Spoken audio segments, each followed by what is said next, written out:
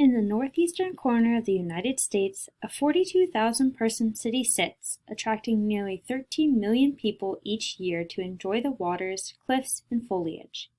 However, if climate change continues unabated, Burlington, Vermont's beautiful scenery and thriving economy will simply never be the same. According to Burlington's Climate Action Plan, temperatures are rising, precipitation is increasing, and drought is ravaging the summers. Burlington's government recognizes these changes and has started making leaps and bounds towards mitigating climate change. Burlington understands that due to Vermont and tourism's usage of fossil fuels, deforestation, methane release, and more, they are more vulnerable to environmental changes due to global warming. In terms of climate change, Burlington's Climate Action Plan notes that there will be impacts on, quote, winter recreation, forests and agriculture, human health, and infrastructure and land, end quote, and that much of this will be irreversible past 2100. As air quality changes, heat increases, and diseases spread, communities are at risk of physical changes.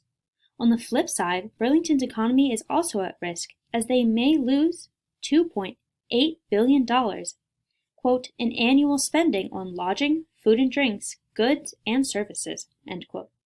Burlington is unlike many other places in the United States, however, and they also recognize that there are possible equity issues that rise with climate change as well. They understand that as climate change continues, there will be changes in housing, food security, participation, outreach and education, infrastructure and transportation, and extreme weather events and impacts. Burlington is actively taking steps to mitigate these issues as well. Burlington's main ideas involve expanding housing, expanding transportation, incentivizing urban infill development, upgrading their stormwater management system, and promoting downtown and waterfront cores.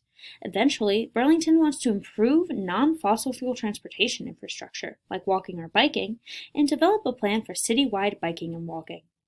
Also, they want to create policies related to local food production, increase energy efficiency in buildings across Burlington, reward citizens for using cleaner and renewable energy, increasing tree coverage, and so much more. I hope to one day move to Burlington, and learning about their climate change mitigation ideas makes me want to move there as soon as possible so I can become part of their solution too.